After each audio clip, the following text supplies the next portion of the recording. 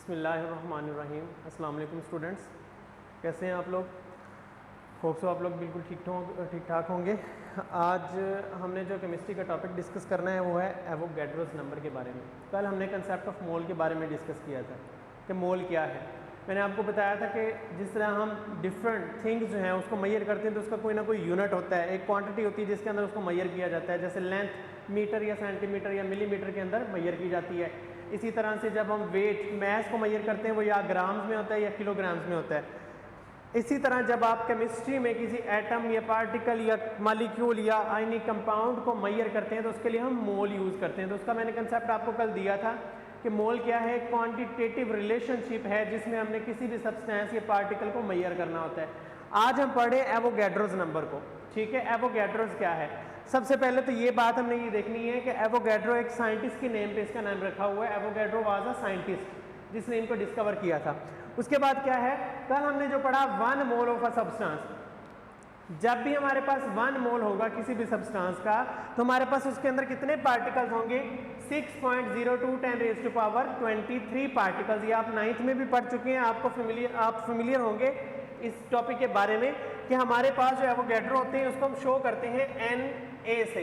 Avogadro's is show by Na, Avogadro's number. अगर simple number of particles की बात कर रहे हैं तब हम उसे जस्ट n लिखते हैं, लेकिन चूंकि अब हमने इसको स्पेसिफाई कर दिया है Na से हम इसे शो करेंगे, डिनोट करेंगे। Na means Avogadro's number. Avogadro's की वैल्यू कितनी होती है? 6.02 10⁻23। यानी अगर हमारे पास किसी भी सब्सटेंस का 1 मोल है, we have 1 mole of any substance, तो इसके अंदर पार्टिकल्स कितने होंगे? एवोगैड्रोस नंबर के बराबर 6.02 10⁻23 पार्टिकल्स।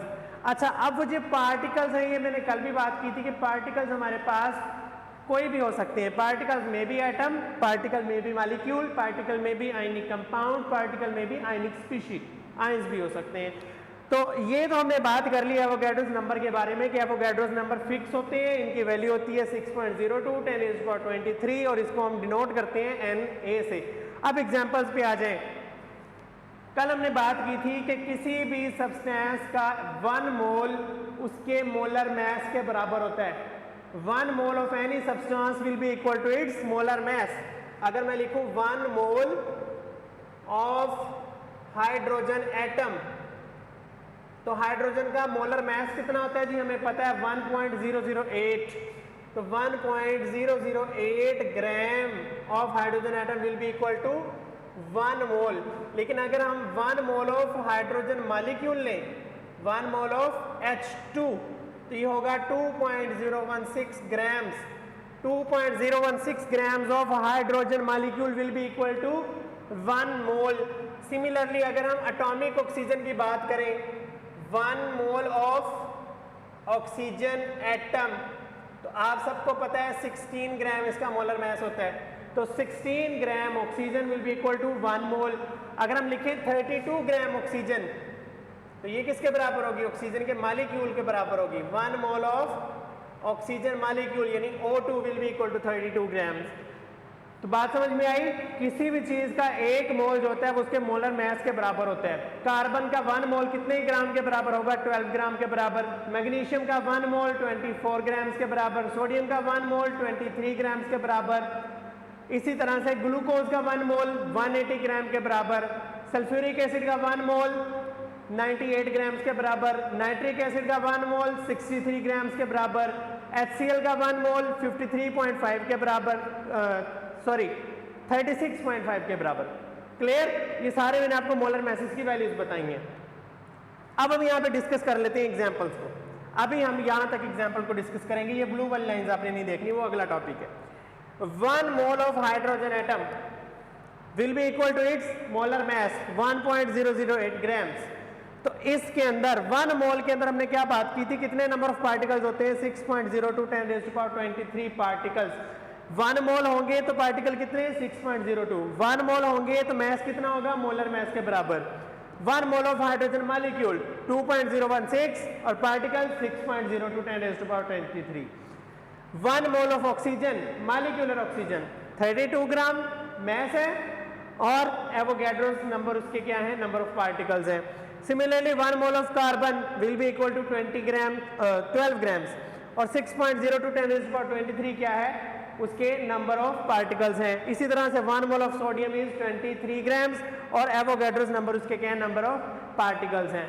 अगर हम सिलिकॉन की बात करें तो 28 ग्राम सिलिकॉन जो है वो 1 मोल के बराबर होता है और 1 मोल में कितने पार्टिकल होते हैं बेटा जी, 6.02 × 10⁻23 दैट इज एवोगैड्रोस नंबर। इसको हम शो किससे करते हैं, Na से शो करते हैं। क्लियर बेटा। इसमें हमारे पास क्या है जी, हमने पहले डेफिनेशन लिखनी है, क्या है, 1 mole of any substance will contain 6.02 × 10⁻23 particles. कैसे कि उसके अंदर जब आपके पास मैस मोलर मैस के बराबर होगा, कार्बन का मैस कितना होना चाहिए, 12 ग्राम, सोडियम का 23 ग्राम्स। इसी तरह से अगर हमारे पास जो है वो हाइड्रोजन एटम की फॉर्म में है 1.008 ग्राम, हाइड्रोजन मॉलिक्यूल के फॉर्म में है तो 2.016 ग्राम्स। तो ये सारी हमारे पास एग्जांपल है कि 1 mole will be equal to Avogadro's number and it's molar mass. ये हमने लिखा हुआ है उसका मोलर मैस और ये क्या है, एवोगैड्रो नंबर है और यहाँ भी हमारे पास वैल्यू है 1 मोल की। तो ये जनरल आप याद रख लें कि 1 mole will be equal to molar mass and molar mass will be equal to Avogadro's number. तो हम यूँ कह सकते हैं ना कि मोलर मैस भी एवोगैड्रो नंबर के बराबर होता है। क्लियर। उसके बाद एक छोटी सी डेफिनेशन है, ये शॉर्ट क्वेश्चन के तौर पे एग्जाम में पूछी जाती है, what is meant by molar volume. Volume क्या होता है, कोई भी स्पेस जो हम ऑक्यूपाई करते हैं वो क्या होती है, वॉल्यूम होते हैं। अच्छा, 2 वर्ड्स का ये मिक्सचर है, मोलर प्लस वॉल्यूम। वॉल्यूम की जब हम बात करेंगे तो इसका मतलब हम किस चीज के बारे में डिस्कस कर रहे हैं, space that a substance can occupy. एक सब्सटेंस जितनी स्पेस ऑक्यूपाई करेगा वो उसका क्या होगा, वॉल्यूम होगा। दूसरा वर्ड है मोलर। मोलर के बारे में बात कर रहे हैं, इसका मतलब है कि हम सब्सटेंस की क्वांटिटी कितनी लेंगे, कितनी क्वांटिटी के बारे में डिस्कस करेंगे, 1 मोल के बारे में। 1 mole of a substance will contain a volume that is called as molar volume. यानी 1 मोल किसी भी सब्सटेंस का जितना वॉल्यूम ऑक्यूपाई करेगा उसको हम क्या कहेंगे, मोलर वॉल्यूम कहेंगे। अब देखें जितने भी सब्सटेंस हैं सबके अगर हम 1 मोल ले लें तो सबका वॉल्यूम भी इक्वल होगा। जिस तरह हमारे पास एवोगैड्रोस नंबर की वैल्यू फिक्स है, इसी तरह मोलर वॉल्यूम की वैल्यू भी हमारे पास फिक्स है, लेकिन इसके लिए कंडीशन लगानी है। कंडीशन क्या, एसटीपी की कंडीशन लगानी है। What is meant by STP. STP stands for standard temperature and pressure. STP stands for standard temperature and pressure. अब स्टैंडर्ड टेम्परेचर कितना होता है उसकी वैल्यू देख ले। Standard temperature is 273.16 kelvin. Standard temperature is 273.16 kelvin and standard pressure is 1 atmosphere ATM।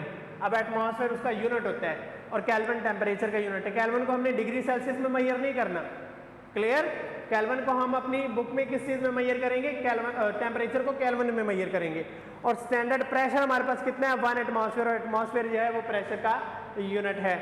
तो अगर हमारे पास टेम्परेचर हो 273.16 केल्विन और प्रेशर हो 1 एटमॉस्फेयर, तो हमारे पास जो सब्सटेंस का 1 मोल होगा उसका वॉल्यूम कितना बनेगा, 22.414 डेसीमीटर क्यूब। 22.414 decimetre cube. यानी 1 mole of a substance eight standard temperature and pressure STP will contain volume that is 22.414। 22.414 volume जब भी होगा हमारे पास सब्सटेंस कितना होगा, 1 मोल। और जब भी 1 मोल लेंगे वॉल्यूम कितना होगा, 22.414। एक ही बात है, वाइस वर्सा। यानी 1 मोल का वॉल्यूम 22.414 और 22.414 वॉल्यूम में क्वांटिटी कितनी आएगी, 1 मोल आएगी। क्लियर। अब मैं सारी चीजों को रिलेट करने की कोशिश करता हूं। पहले हमने 1 मोल की बात की थी। 1 mole will be equal to it's molar मास।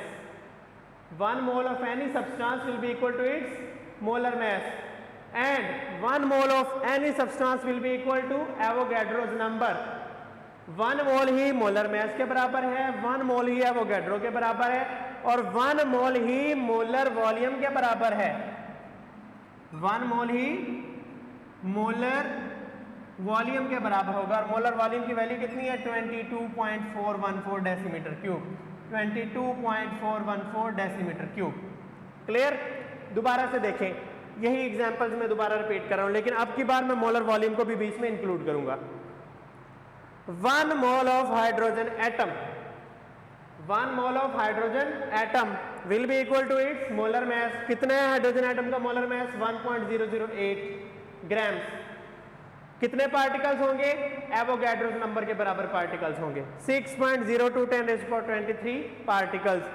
और 1 मोल ऑफ हाइड्रोजन एटम कितना वॉल्यूम ऑक्युपाई करेगा? मोलर वॉल्यूम के बराबर 22.414 एट STP, स्टैंडर्ड टेम्परेचर और प्रेशर पे। Similarly 1 mole of hydrogen molecule 2.016 grams, number of particles Avogadro's number, और volume कितने हैं? सेम है, 22.414। उसके बाद आ जाए 1 मोल ऑफ ऑक्सीजन मॉलिक्यूल है, एक ऑक्सीजन 16 होती है, यहाँ कितनी ऑक्सीजन है? 2 oxygen, that will be 32 grams. 32 ग्राम है तो हमारे पास 6.02 10⁻23 नंबर ऑफ पार्टिकल्स हैं, तो हमारा वॉल्यूम कितना बनेगा? 22.414 डेसीमीटर क्यूब हमारा वॉल्यूम बनेगा। 1 mole of carbon will be equal to 12 grams, and 12 grams will be equal to Avogadro's number, and the volume will be molar volume. 1 mole of sodium 23 grams will be equal to Avogadro's number, and Avogadro's number will be equal to 22.414 decimetre cube. अच्छा, अब relate करें इन सबको। 1 मोल होगा तो molar mass, किसी भी चीज का मोलर मास होगा तो उसके अंदर एवोगैड्रोस नंबर 6.02 10⁻23 होंगे। अगर आपके पास नंबर ऑफ पार्टिकल 6.02 10⁻23 है तो उन पार्टिकल्स का वॉल्यूम कितना होगा? 22.414 डेसीमीटर क्यूब। तो ये सारे एक दूसरे के बराबर है। 1 मोल मोलर मास के बराबर होता है, एवोगैड्रोस के भी बराबर होता है, मोलर वॉल्यूम के भी बराबर होता है। ठीक है, यानी आपने वो तो सुना होगा, if A is equal to B and B is equal to C then A also is equal to C। यानी अगर A और B आपस में बराबर हो, B और C आपस में बराबर हो, तो A और C भी बराबर ही होंगे। तो ये एक ही बात है, ये A है, B है, D, C एंड D है, तो ये सब आपस में बराबर है। किसी भी एक की आप बात कर ले वो दूसरे के बराबर ही होगा। क्लियर? यहाँ शॉर्ट क्वेश्चन मैंने यहाँ लिखा है आपको समझाने के लिए। 32 ग्राम ऑफ ऑक्सीजन, कौन सी ऑक्सीजन? मॉलिक्यूलर ऑक्सीजन, 2 ऑक्सीजन है। 32 grams of oxygen and 2.016 gram of hydrogen have same number of particles and equal volume at standard temperature and pressure. यानी हमारे पास 32 ग्राम क्या है? ऑक्सीजन है। तो इसको यहाँ पे डिस्कस कर लेते हैं, और सो ये आपको कंसेप्ट क्लियर करने में हेल्प करेगा। हमारे पास है जी ऑक्सीजन कितनी है? 32 ग्राम्स ऑफ ऑक्सीजन। अच्छा, मुझे ये बताएं, 32 gram of oxygen will be equal to, ये ऑक्सीजन का मोलर मास है, तो मोलर मास मैंने आपको बताया था 1 मोल के बराबर होता है। 32 gram of oxygen will be equal to 1 mole, and hydrogen कितनी है? 2.016 ग्राम्स ऑफ हाइड्रोजन H2। ठीक है जी, ये भी उसका मोलर मास है, तो ये कितने के बराबर होगा? 1 मोल के बराबर होगा। तो उसने ये कहा है कि ये दोनों सेम नंबर ऑफ पार्टिकल क्यों रखते हैं और सेम वॉल्यूम क्यों होता है? तो हमने अभी बात की थी कि अगर 1 मोल होगा तो नंबर ऑफ पार्टिकल्स कितने होंगे? 6.02 10⁻23। तो दोनों के अंदर सेम होंगे, बिकॉज दोनों का क्या है? मोलर वॉल्यूम सेम है, और दोनों के नंबर ऑफ पार्टिकल्स भी सेम है। तो ये देखें, आपके पास मोलर वॉल्यूम की वैल्यू भी सेम 22.414 डेसीमीटर क्यूब, और नंबर ऑफ पार्टिकल्स भी सेम। तो that's why if we have 1 mole of any substance then they have equal number of particles and contain equal volume. Clear? तो ये था हमारे पास Avogadro's number and molar volume का topic. अभी मैं कुछ फार्मूले आपको यहाँ पे राइट करवा देता हूँ, आप लोग जो है वो उनको नोट करें और ये फार्मूला जो है वो आपको कैलकुलेशन और न्यूमेरिकल्स करने में हेल्प आउट करेंगे। कल हमने मोल को जब डिस्कस किया था, मोल का जनरल फार्मूला मैंने आपको लिखवाया था जी। क्या है मोल का general formula? Mole will be equal to mole of any substance will be equal to mass in grams. जो मैस हमें दिया होता है किस क्वांटिटी में? ग्राम्स में, डिवाइडेड बाय मोलर मैस। जब हम किसी स्पीशी के मैस को जो ग्रामों में दिया हो उसे डिवाइड करते हैं उसके मोलर मैस पे, तो हमारे पास क्या आ जाता है? उसके नंबर ऑफ मोल्स आ जाते हैं। तो उन्हीं नंबर ऑफ मोल्स से हमने क्या करना है? नंबर ऑफ पार्टिकल्स फाइंड करने हैं। हमारे पास फार्मूला है जी नंबर ऑफ पार्टिकल्स का। नंबर ऑफ पार्टिकल्स फाइंड करना है। Number of particles will be equal to number of moles multiply by Avogadro's number. Number of moles को आप एवोगैड्रोस नंबर के साथ मल्टीप्लाई कर दें, आपके पास क्या आ जाएंगे? नंबर ऑफ पार्टिकल्स आ जाएंगे। इसी फार्मूला को मैं एक दूसरी सिचुएशन देना चाह रहा हूं कि अगर आपने नंबर ऑफ पार्टिकल्स फाइंड करने हैं, ये तो फार्मूला था अगर आपको नंबर ऑफ मोल्स दिए हुए हैं तो आप उन्हें एवोगैड्रो के साथ मल्टीप्लाई कर दें, नंबर ऑफ पार्टिकल्स आ जाएंगे। अगर हमें दिया हुआ है मैस, तो फिर हम क्या करेंगे? Mass in grams divided by molar mass multiply by Avogadro's number 6.02 10⁻23 Na जिसे हमने लिखा। अब मैस इन ग्राम गिवन हो तो मोलर मैस फिक्स होता है, ये आप खुद से कैलकुलेट करेंगे और नंबर ऑफ पार्टिकल आपने फाइंड कर लेने। क्लियर? अब इसी को यूज करते हुए हम मैस इन ग्राम भी तो फाइंड कर सकते हैं। मैस इन ग्राम्स का फार्मूला क्या बनेगा फिर? Mass in grams will be equal to number of particles multiply by molar mass divided by Avogadro's number. देखें जी, आपको नंबर ऑफ पार्टिकल्स दिए गए हैं, मैस इन ग्राम आपने फाइंड करना है। फिर आप क्या करेंगे? मैस को एक साइड पे रख लेंगे, मोलर मैस इधर डिवाइड है उधर मल्टीप्लाई हो जाएगा और ये डिवीजन में है, मल्टीप्लिकेशन में, और ये यहाँ पे आके क्या हो जाएंगे? डिवाइड हो जाएंगे। इस तरह से आप मैस इन ग्राम्स भी फाइंड कर सकते हैं। इस फार्मूला को देखें, ये दूसरा फार्मूला बनाया, ये तीसरा, और इससे हम चौथा फार्मूला बना लेते हैं। फोर्थ वन क्या बनेगा जी? अगर आपको नंबर ऑफ मोल्स फाइंड करने हैं और नंबर ऑफ पार्टिकल्स गिवन है, तो यहां से मल्टीप्लिकेशन में से एवोगैड्रोस नंबर को इधर लाएं, ये आपके पास हो जाएगा number of moles will be equal to number of particles divided by Avogadro's number 6.02 10⁻23। इनको डिवाइड कर दें तो आपके पास क्या आ जाएंगे? नंबर ऑफ मोल्स आ जाएंगे। क्लियर?